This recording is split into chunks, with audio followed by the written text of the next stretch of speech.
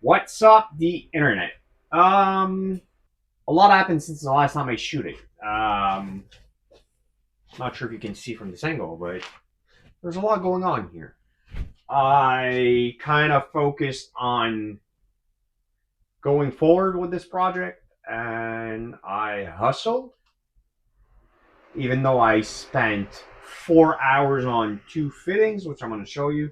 Yeah, so I didn't film much. Actually, I didn't film nothing. And if I were to film, it would have probably looked like that. All right, so let's go from left, actually from right to left, because right is always position. Actually, is always from when you're sitting in the car, as opposed to on where you're standing. So let's start from the right, and I'll go on the left because there's way more stuff on the other side. So here I have mocked up my intercooler piping on both sides. Pretty straightforward. I have a straight into a 45 to a 90 coupler, and that's pretty much it.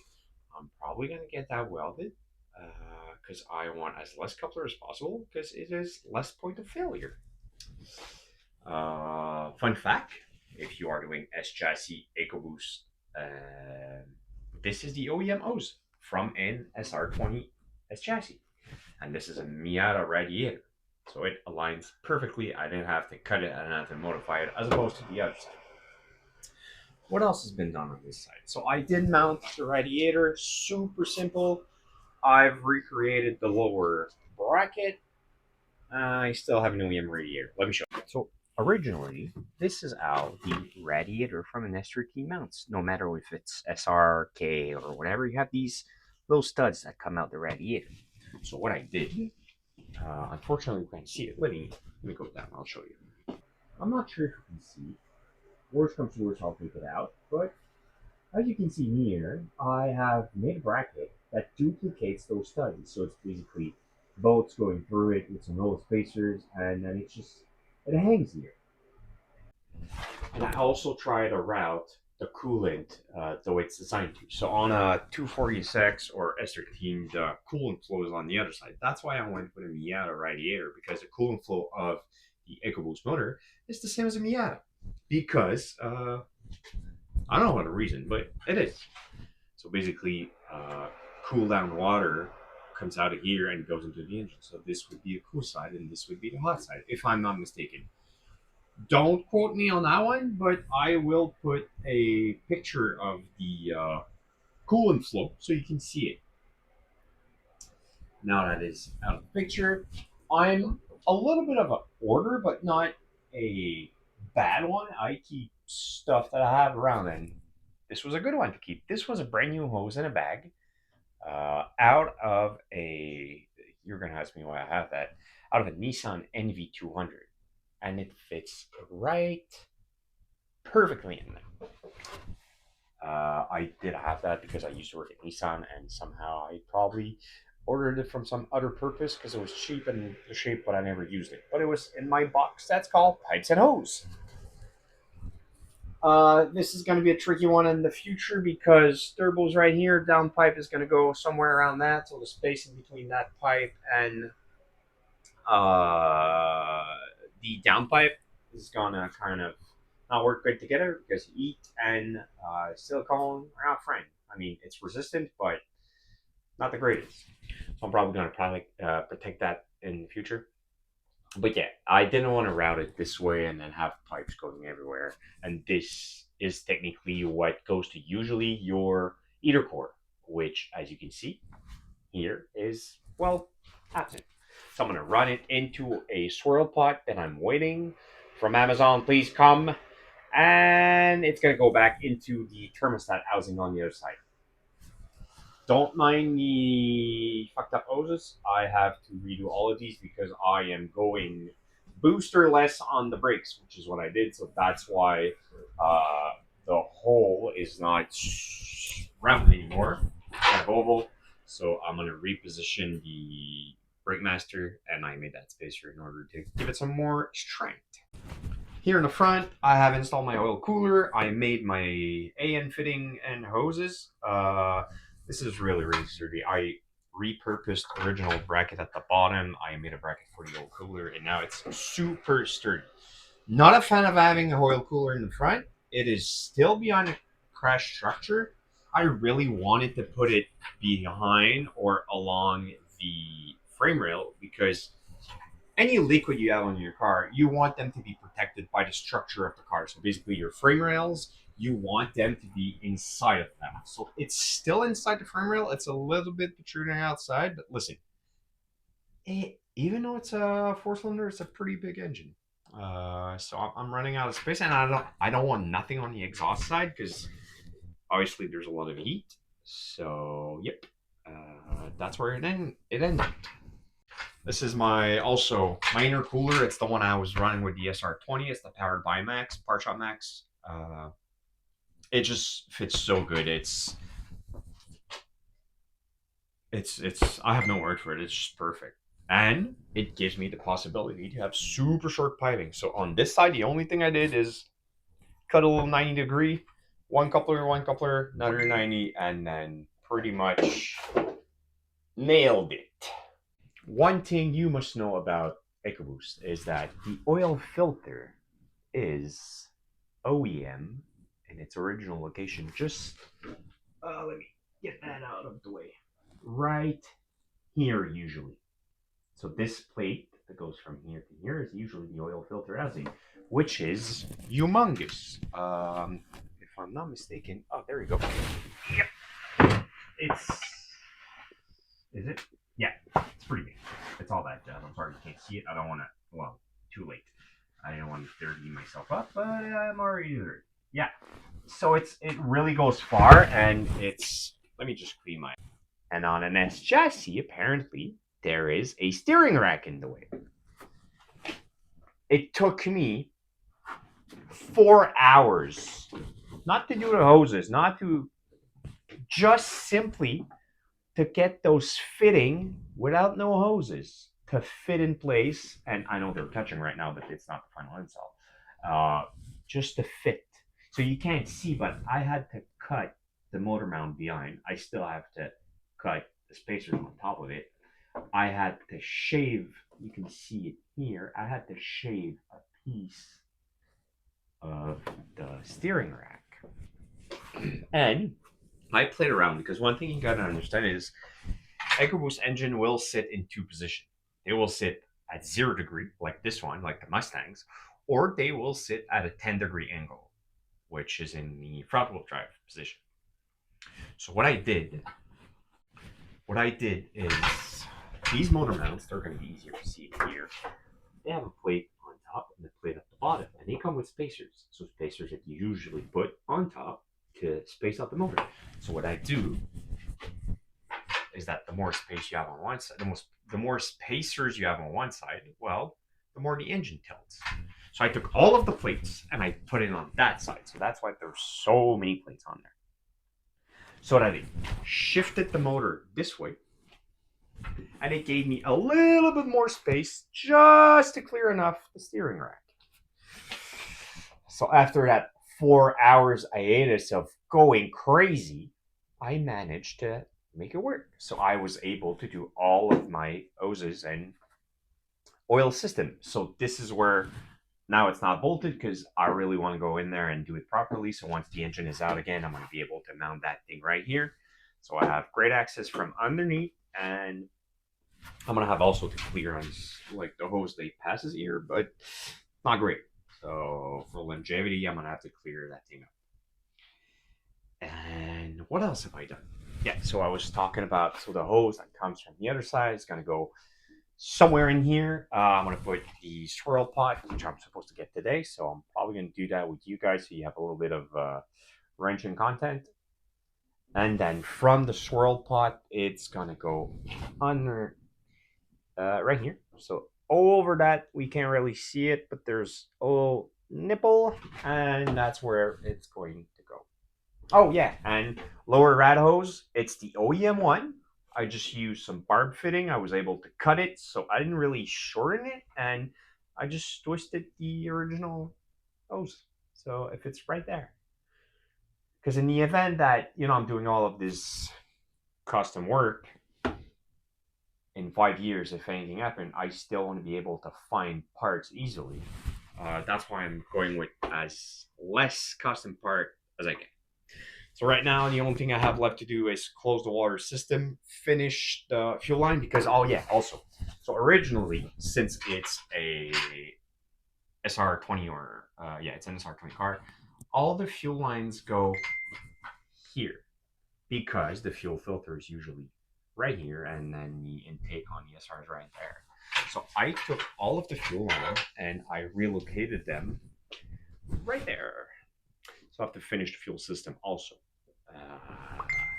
Probably not gonna go AM lines right away. But well, I mean, probably I'm not going AM lines right away because I have a couple of bark adapters, and I've already changed the fuel system. That's why there's hose and pipes laying around, and this is here. I changed the fuel system probably 5 times already, so I'm gonna make it final, and then later on I'll do and fit. So once I'm done with pretty much all of what I just addressed, I want to take out the engine.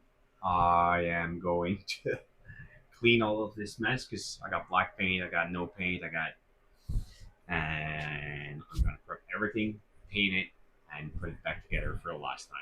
Oh, I also have to swap the turbo because that one on the engine is not good. Oh, that's one thing I'm missing. I have to do the intake pipe. I'm missing parts also. I think I just tapped on the microphone. Yep, intake. What else? What else? I have a whole bunch of stuff. So I have that list here. What else? Shifter. Yeah, I have to work around because sorry. I have to work around because the shifter is quite long on these cars because the Mustang is a big car, and I think I'm gonna shorten the one I have. I still have to think about that. Uh, yeah. Oh, I also made some progress on the interior. It's not much. It's just started painting the floor. Some of these panels are painted because they're already in, so I still have to clean a whole bunch of stuff. Uh, it's yeah, it's a lot. Quite a project I put on myself. And we're back. We're the day after because I've been waiting for Amazon for a whole day yesterday. But they delivered it this morning. So I have to close up the coolant reservoir. Not the coolant reservoir, the cooling system with a coolant reservoir. It is not really a swirl pot, but I'm going to use it as a swirl pot. So I'm basically going to take the coolant that's supposed to go in the heater core, and then it comes out the heater core and goes back into the thermostat housing. So I'm just going to route it through this so I can have a honestly, just so I don't route it straight to it. I'm really popular today. I don't know why.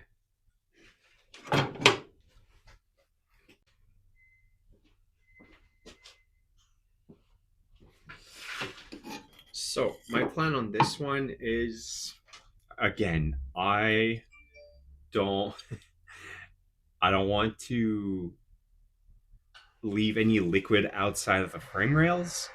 Um, Hovering over it is fine by me. I have these two holes here, so I have not marked, I'm sorry, I taped over them, and with the tape, I'm just going to put it on my brackets. I'm going to use this bracket. This is pretty much going to go right behind it like that, and it's going to bolt to the shock tower and hold in place. I'm just a little bit limited because if I put it right here, I'm not on it. I have a little bit of space, but it's too close for me. So I'm probably just gonna offset it right here, and hopefully I don't miscalculate this and it clears the brake booster once it's in there. I'm pretty sure it will.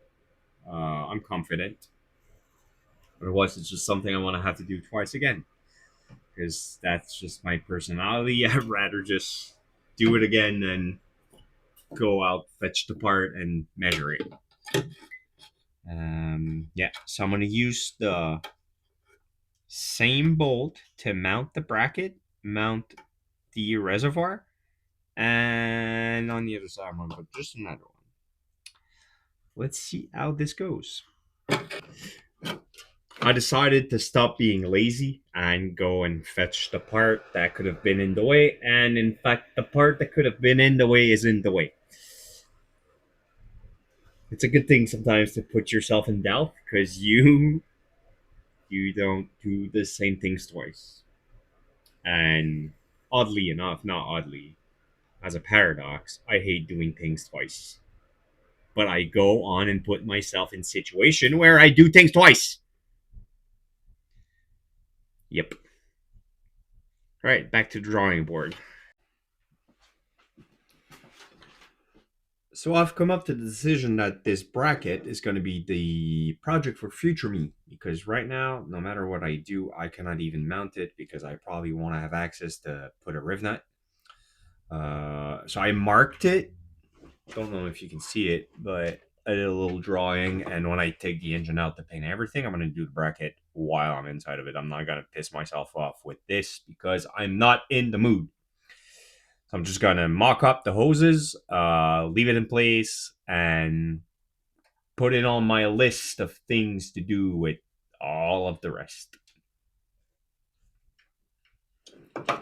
And technically, just like that, we finished the cooling system. Yep, it's fully sealed. Another step forward. Now I should probably either do the catch can or what else? There's so much to do. You can probably tell I'm not in the greatest mood. My throat is killing me. And I'm starting to get hungry because it's dinner time. Let me look at that catch can situation.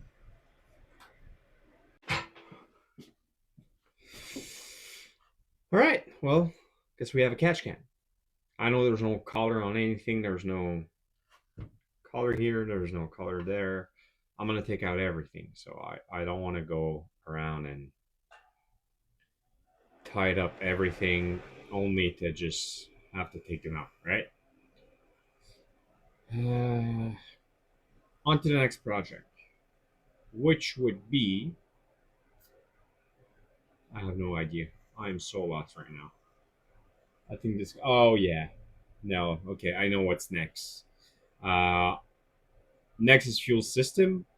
I almost have everything. It's just I realize I remember I had a flex fuel sensor, so I'm waiting for those adapters to come in, which is probably going to be Sunday. And I have to leave for work for 3 days, so I'm not sure what I'm going to do. Still have a lot of things to paint here. Yep. I guess I'm going to stop that one here. There was not a lot of work again filmed. There was a lot of information. If there's anything you want to know, please let me know. Yep. I guess that's it. This list is not getting any shorter. I'm adding things every single day. But yeah, it's still, to me, we're getting closer. As soon as I'm done butting up every system, so now we have intercooler system is done, oil system is done, cooling system is pretty much done. I'm going to be missing fuel system. And once all of these things are good, not perfect, because the perfection is going to come. Well, no, perfection is not going to come, but once it's up to a certain standard, I'm going to pull everything out, clean everything, paint everything, and start putting the car back together. Stay tuned.